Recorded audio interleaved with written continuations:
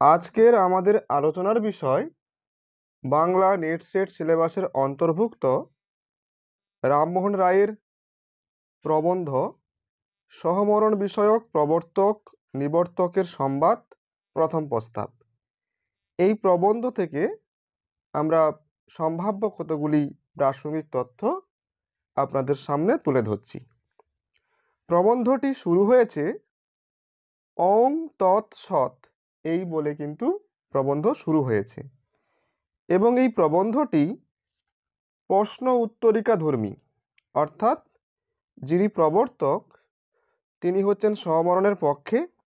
তিনি সহমরণের পক্ষে মোট 13টি প্রশ্ন রেখেছেন, আর নিবর্তক অর্থাৎ যিনি সহমরণের বিপক্ষে অর্থাৎ প্রাবন্ধিক রামমোহন রায় তিনি 13টি প্রশ্নের ব্যাখ্যাধর্মী উত্তর দিয়েছে। প্রথমে চলে আসি প্রবর্তকের কথায়।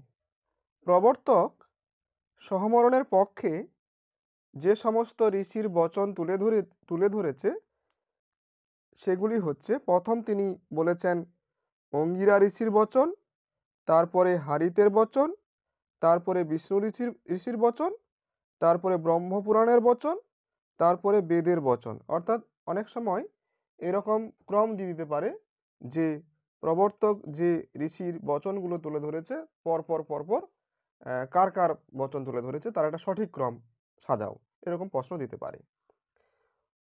প্রবর্তক সমরণের পক্ষে অঙ্গিরা ঋষির যে সমস্ত বচন তুলে ধরেছে সেগুলি হচ্ছে, প্রথমত স্বামীর মৃত্যুর পর যে স্ত্রী জ্বলন্ত চিতাতে আরোহণ করে সে অরুন্ধতী, যে বশিষ্ঠের পত্নী বা তার সমান হয়ে স্বর্গে যায়। দ্বিতীয়ত যে স্ত্রী ভর্তা মানে যিনি ভাত কাপড় দেয় অর্থাৎ স্বামীকে বোঝানো হচ্ছে, সেই ভর্তার সঙ্গে পরলোক গমন করে সে মানুষের দেহে 3.5 কোটি লোমের যে সংখ্যা আছে, মানুষের দেহে মোট লোম সংখ্যা কত না 3.5 কোটি, সেই তত বছর সে স্বর্গে বাস করতে পারে। তৃতীয়ত যে স্ত্রী ভর্তার সঙ্গে পরলোক গমন করে সে মাতৃকুল, পিতৃকুল ও স্বামীকুল এই 3 কুলকে পবিত্র করে। তাহলে কত কুলকে এবং কি কি না মাতৃকুল, পিতৃকুল, স্বামীকুল এই 3 কুলকে পবিত্র করে। এরপরে প্রবর্তক ব্যাসের বচন তুলে ধরেছেন। ব্যাস বলেছেন কপতিকার ন্যায় পতিব্রতা স্ত্রী স্বামী মরলে অগ্নিতে প্রবেশ করেছিল, সে কারণে ওই কপতিকা সে স্বর্গে গিয়ে তার পতিকে পায়। ব্যাসের পরে যার বচন তুলে ধরা হয়েছে হারিতের বচন। হারিতের বচনে বলা হয়েছে পতির মৃত্যু হলে স্ত্রী যতক্ষণ না পর্যন্ত অগ্নিতে আত্মাকে দাহ না করে ততক্ষণ স্ত্রীজনী থেকে কোনরূপ মুক্তি হয় না। এরপরে প্রবর্তক বিষ্ণু ঋষির বচন তুলে ধরেছেন। বিষ্ণু ঋষির বচনে কি বলা হয়েছে না পতির মৃত্যুতে পত্নীর ব্রহ্মচর্যের অনুষ্ঠান করবে অথবা পতির চিতাতে আরোহণ করবে। এরপরে বিষ্ণু ঋষির বচনের পরে ব্রহ্মপুরাণের বচনে তুলে ধরা হয়েছে। ব্রহ্মপুরাণের বচনে বলা হয়েছে অন্য দেশে থাকাকালীন পতির মৃত্যু হলে সাধ্বী স্ত্রী স্নান আচমন করে পতির পাদুকাদ্বয়কে বক্ষে গ্রহণ করে অগ্নিতে প্রবেশ করবে। ঋগ্বেদ অনুযায়ী একে আত্মঘাতিনী বলা যায় না। এরপরে হচ্ছে বেদের বচন।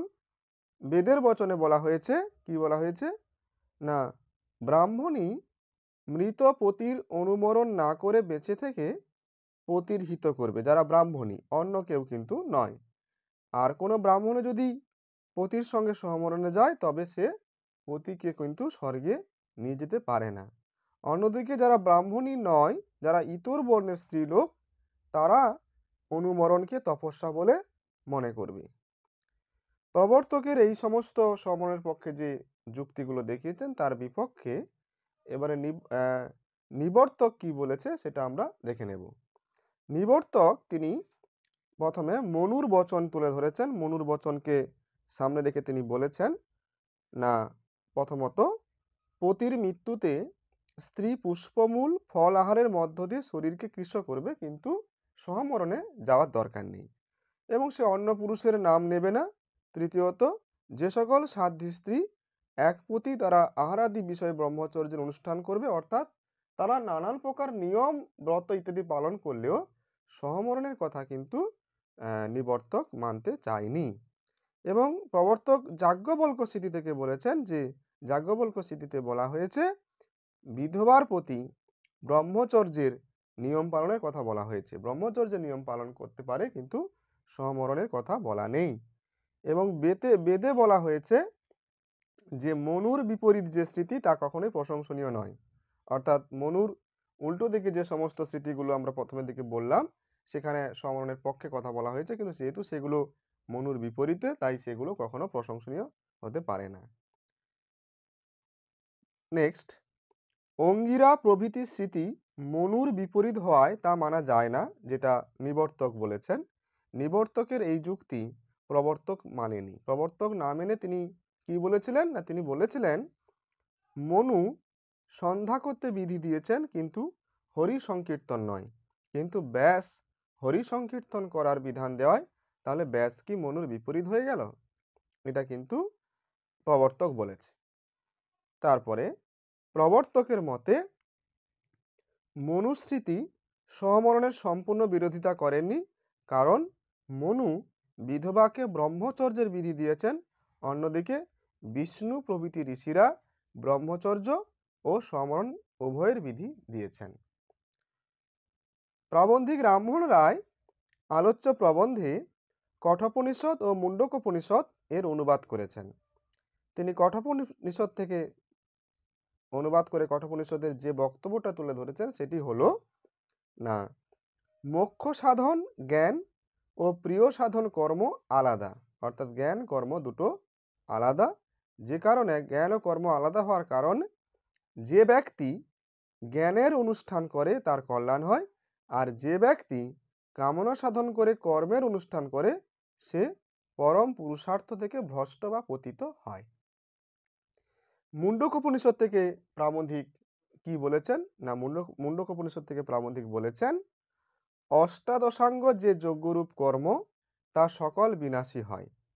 এই বিনাশী কর্মকে যারা শ্রেয় বলে জানে তারা বারবার জন্ম জরা মরণ প্রাপ্ত হয়, আর যারা অজ্ঞানরূপ কর্মকাণ্ডে মগ্ন হয়ে অভিমান করে যে তারাই পণ্ডিত, তারা জন্ম জরা মরণ দুঃখে পীড়িত হয়ে নানান কষ্ট পায়।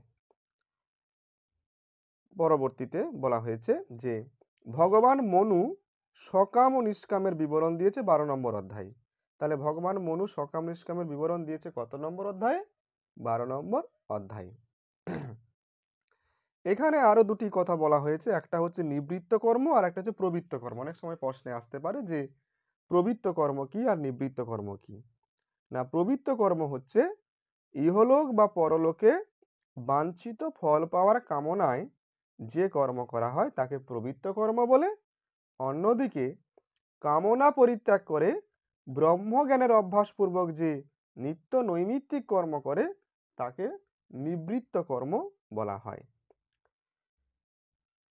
নিবর্তক যথেষ্টাচার থেকে নিবৃত্ত করার জন্য নানা প্রকার যজ্ঞের কথা বলেছেন। কি কি যজ্ঞের কথা বলেছে না, শত্রু বধার্থীর প্রতি সংযোগ, পুত্রার্থীর প্রতি পুত্রেষ্টি যাগ, আর স্বর্গার্থীর প্রতি জ্যোতিষ্ঠমাদি যাগ, এগুলো কিন্তু নিবর্তক বলেছেন।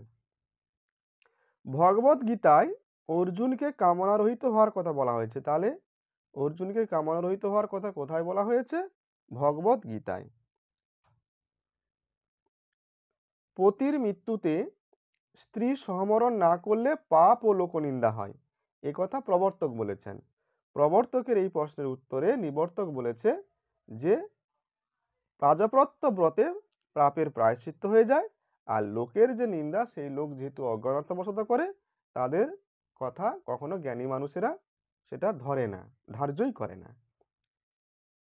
তারপর সহমরণ প্রথা দেশে পরম্পরায় হয়ে আসছে, অর্থাৎ এটা একটা রীতি, এটা রিচুয়াল, এটা দীর্ঘদিন ধরে হয়ে আসছে, তাই এটা কখনো বন্ধ করা উচিত নয়। প্রবর্তকের এই যুক্তির বিপক্ষে নিবর্তক বলেছেন যে যার ধর্মভয় ও লোকভয় আছে সে সমরণকে সমর্থন করবে না। অর্থাৎ এটা তো অন্যায়, এটা তো ঠিক নয়। তাই এটা করা এটা করা ঠিক নয়। এবং নিবর্তক আরো বলেছে যে স্ত্রীবধ ও চুরি যদি নিষ্পাপ হয় তবে বনস্থ পার্বতীয় লোকেরা দস্যুবৃত্তি করে আসে, তাদের নির্দোষ বলে মানতে হবে।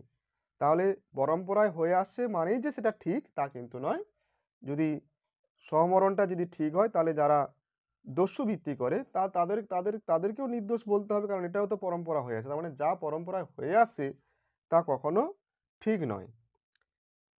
তারপর সহমরণ না হলে ব্যভিচারের আশঙ্কা, অর্থাৎ নানা প্রকার অনিষ্ট হওয়ার সমাজে ব্যভিচার বেড়ে যেতে পারে, এই আশঙ্কার কথা প্রবর্তক বলেছে। এ বিষয়ে নিবর্তক বলেছে যে শুধু আশঙ্কাবশত কখনো কোনো স্ত্রীকে বধ করা যায় না। আর যে ব্যভিচারের কথা প্রবর্তক বলছেন সেটা তো স্বামী দূরদেশে কিংবা জীবিত থাকলেও তো সেই ব্যভিচার হতে পারে। তারপরে প্রাবন্ধিক বলেছেন যে শাক্তদের ছাগ মহিষ বধে তাদের কাতরতাতে দয়া জন্মায়, অর্থাৎ শাক্তদের মনে কোনো দয়া নেই। ছাগ মহিষ বধ করলে তাদের মনে কোনো দয়া বা কোনো করুণার উৎপত্তি হয় না, কিন্তু বৈষ্ণবদের মনে কিন্তু দয়া হয়। প্রবর্তক সমরণের পক্ষে হারিতের বচন উল্লেখ করলে নিবর্তকের যুক্তি যে হারিতের বচন অনুসারে পতির মৃত্যুতে স্ত্রী স্বেচ্ছায় প্রাণত্যাগ করবে, কিন্তু কোথাও তাকে পতিদেহের সঙ্গে বেঁধে তার উপর প্রচুর পরিমাণ কাঠের বোঝা চাপিয়ে আগুন দেওয়ার সময় বাঁশ দিয়ে চেপে রাখার কথা হারিত বচনে নেই। এটা নিবর্তক বলেছেন। এবং সর্বোপরি নিবর্তক প্রবর্তকের কাছে যে আমাদের যে অবলা যে নারীদের প্রতি তারা যাতে একটু সদয় হয় তার পাশে দাঁড়ায় সে কথা কিন্তু তিনি অনুরোধ করেছেন, এবং প্রবর্তকও বলেছে ঠিক আছে এটা বিচার বিবেচনা করছি। এই বলে কিন্তু প্রবন্ধের সমাপ্তি ঘটে।